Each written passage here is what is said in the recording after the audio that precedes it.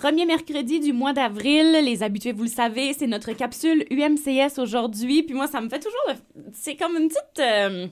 un beau petit moment quand je vois des visages familiers qui viennent me trouver. Puis là, c'est Carole Doucette qui est avec nous aujourd'hui, qui est devenue doyenne associée au domaine de la bureautique et qui est aussi présidente du comité organisateur du colloque provincial sur la formation professionnelle. Carole, bonjour. Bonjour. Mon doux, ça fait toujours plaisir de te voir. Ben merci. Puis c'est un gros moi sujet aussi, quand d'ailleurs. même. Oui. 41e? Oui, exactement. Mon doux, 41e édition, ça doit être spécial de travailler sur quelque chose qui, clairement, depuis bien des années, réunit beaucoup de monde. Là. Oui, et surtout que moi, à mes débuts, lorsque j'enseignais à l'UMCS, Oui. à ce moment-là, je siégeais sur le comité du colloque. Puis là, je me rappelle plus quelle édition c'était, mais là, après, je suis avec le collège communautaire maintenant. Puis là, je retourne sur le comité du colloque, puis j'étais là pour le 40e, mais le 41e, à titre de présidente, ça me fait d'autant plus plaisir là, de siéger à ce comité-là. Hey, wow! Puis, on s'entend, colloque provincial sur la formation professionnelle. Qu'est-ce que c'est?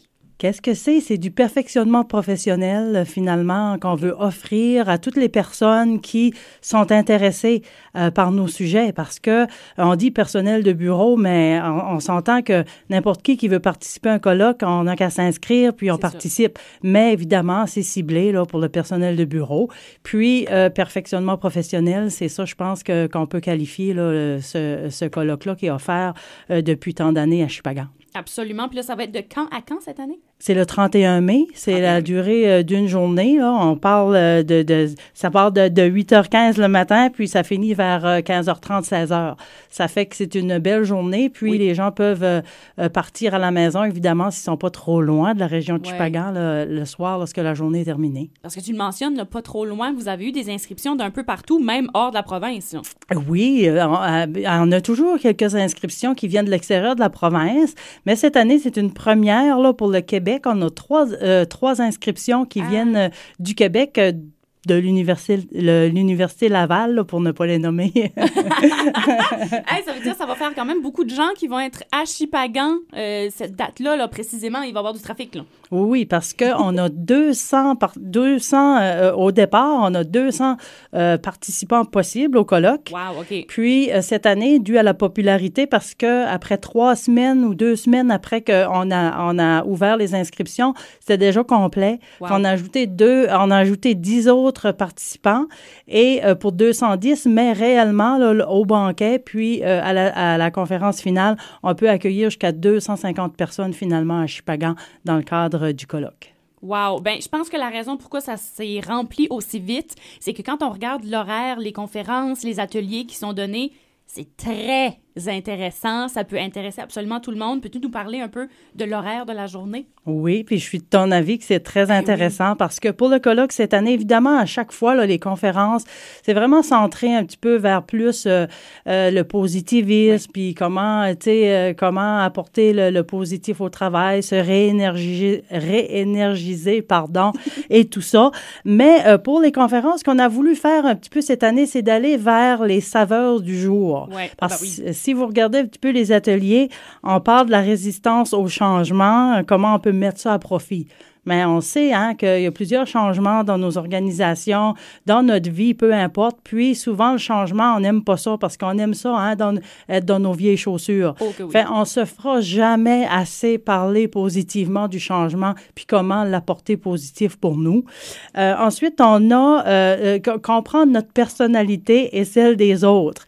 Parce qu'on se rend pas compte. Lorsqu'on évolue au sein d'une entreprise, on travaille avec des gens, puis on se questionne, on se questionne pas. Qu'est-ce que je veux dire par là? C'est que lorsqu'on a des affinités avec quelqu'un, on questionne pas trop. Mais lorsqu'on n'en a pas, pourquoi on n'en a pas? Puis on se pose la question, voyons, ça marche pas. Lui, on dirait, je peux pas trop travailler avec, etc. Mais c'est qu'il faut se connaître nous-mêmes et connaître l'autre. Puis ensuite, comment on fait pour arriver à travailler ensemble? Parce qu'il faut travailler ensemble. Ouais. Fait encore là, on n'aura jamais assez d'outils pour être capable d'arriver là à vivre une relation harmonieuse au travail quand on a surtout du travail d'équipe à faire. Fait que ça, c'est intéressant. Puis, je dois dire, les conférenciers, là, on n'a pas parlé de qui parlait de la résistance au changement, mais nos conférenciers sont quand même même des personnes chevronnées. Là, si on a du temps, on pourra en parler, mais ça, c'était un atelier. L'autre atelier, saveur du jour, c'est l'intelligence artificielle. Oh, Seigneur, oui, hein? Ça, il va falloir. On n'a pas le choix. Puis Ouais, on est n'y rendu connaît là. rien, là. C'est ça. Ça fait que là, c'était cette curiosité-là qu'on pense et Ouais. qu'on sent que les gens ont. Et aussi, ben, est-ce qu'on peut utiliser ça sur le lieu de travail? OK. Comment on peut l'utiliser? On va aussi parler de l'éthique qui vient avec ça dans le cadre de cette conférence-là, de cet atelier-là, pardon. Ça fait que celui-là a suscité beaucoup, beaucoup d'intérêt. C'est notre premier atelier qui a été rempli tout de suite. Fait, il y a 80 personnes qui vont assister aux ateliers offerts là, sur l'intelligence artificielle. Puis, le dernier, dans le moindre atelier, parce qu'on ne parle pas encore de conférence, c'est s'outiller pour rendre son milieu de travail inclusif. Comment on fait pour accueillir un client qui, aujourd'hui, vous savez, hein, les identités de genre, toutes ces différences-là au niveau de l'identité personnelle, fait donner ces outils-là. On ne dit pas qu'on va devenir des experts, mais au moins, si on a quelques outils, puis qu'on comprend un peu mieux tout ça, toute cette vague-là, pour le respect de tous, ben on va donner certains outils. Lors de cet atelier-là. Ça fait que c'était pour nous important de commencer à sensibiliser les employés de bureau là, à ce vocabulaire-là, puis à comprendre tout ce qui vient avec le milieu de travail inclusif. Absolument. Puis là, bien ça, c'est des super de beaux ateliers qui vont être donnés tout au long de la journée. Puis même côté conférence, là, ça a l'air super intéressant parce que, tu l'as mentionné tantôt, on veut essayer de regarder le côté positif et énergie dans tout ça, là. C'est ça. Puis, on a été c'est vraiment intéressant parce qu'on a trouvé ce conférencier-là, qui est M. Claude Beaulieu, qui est un psychologue clinicien et il fait des conférences. On est chanceux qu'il fait des conférences. Il vit du Nouveau-Brunswick, de la région du Nord-Ouest, qui, lui, va venir nous parler de sa conférence qui s'intitule « On se booste ensemble ». Il y a des gens on se booste ensemble. OK. Oui, c'est vraiment lui qui a donné ce titre-là.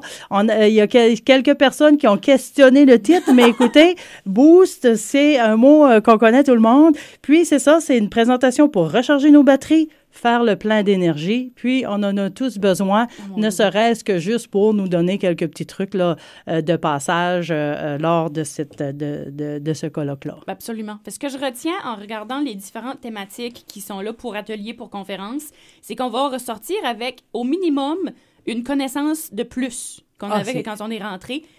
On peut pas être perdant dans ce cas-là, là. Jamais, jamais, parce qu'on a tous des choses à apprendre. Ouais. Puis, avec ces nouveautés-là qu'on présente aussi, c'est sûr que les gens vont sortir avec beaucoup, je pense, plus d'outils pour ramener autant sur le marché du travail que dans leur vie personnelle. Puis quand on est peut-être la personne dans l'entreprise qui se rend à ce genre de colloque, on peut revenir après ça puis partager la bonne nouvelle avec nos collègues, là. Oui, puis on espère que les gens profitent de l'opportunité, de l'occasion pour justement ébruiter les bonnes nouvelles puis les choses qu'ils ont apprises, ne serait-ce que par la suite, là, aller fouiller sur le web ou lire ou s'informer davantage sur les différents sujets. Absolument. Puis là, on s'entend que ce genre de colloque-là, très complet, très bien planifié, t'es présidente, ça prend une équipe extraordinaire avec toi, là. Ah oui, surtout pour une première, parce que ça fait seulement ma 2e année, puis je suis arrivée au milieu de l'année dernière. Ça fait que c'est évident que ça prend un groupe dynamique, ça prend un groupe qui s'engage pour être capable de mener la barque de ce gros événement-là. J'imagine que ça prend aussi des bons commanditaires, là. Oui, ça prend des bons commanditaires.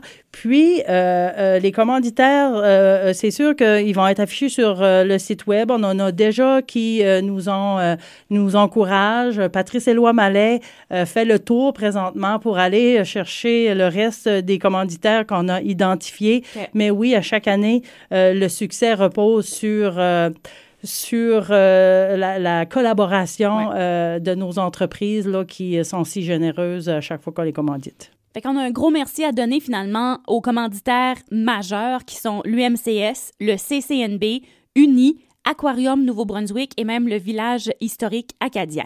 Je veux garder pour mot de la fin ces beaux noms-là. Je les vois là sur ta feuille. Tu voulais vraiment pas les oublier. Je vais les garder comme mot de la fin pour terminer avec un beau bravo, un beau merci à toute cette belle équipe-là.